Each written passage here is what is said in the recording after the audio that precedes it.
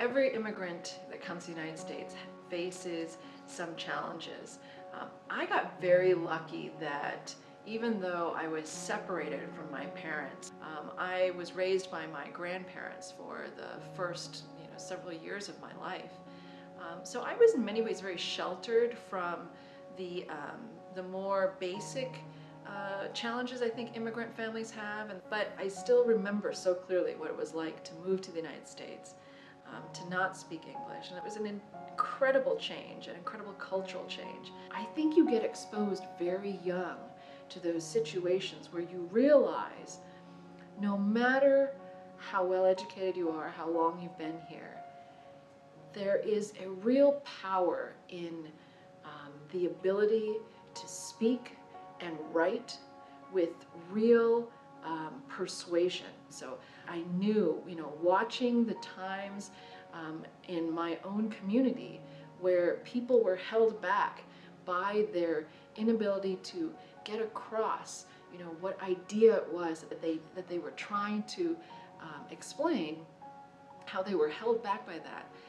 I wanted to be in a job where one's ability to speak and speak convincingly was trained and honed every day. It's taken me to the boardrooms of private and publicly held companies.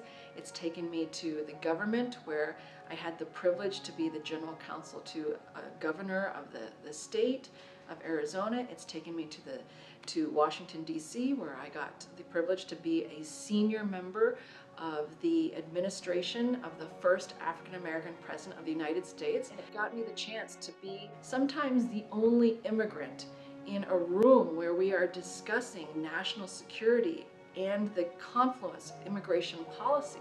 And by my mere presence and my mere perspective, have been able to actually present a different point of view to these very brilliant people who are discussing big issues that affect all of us as Americans. And we should all remember that what's amazing about the recent immigrants and the prior immigrants is that these people all came to the United States not speaking the language, knowing practically no one, having no safety net. These are people who were in their heart such adventurers and entrepreneurs and such optimists that they set it all aside to go out on this new adventure, and they knew what the risks were and they were going to do it anyways. And every time that I feel like I have a decision to make and I could take the safe route or take more risk, I try to remember that I am the daughter of immigrants. I'm the daughter of people who made that decision. And so somewhere in my blood, as it is in all of ours, is this risk-taking gene. And we should remember this is our legacy, and that if they were able to do what they did, we can do anything.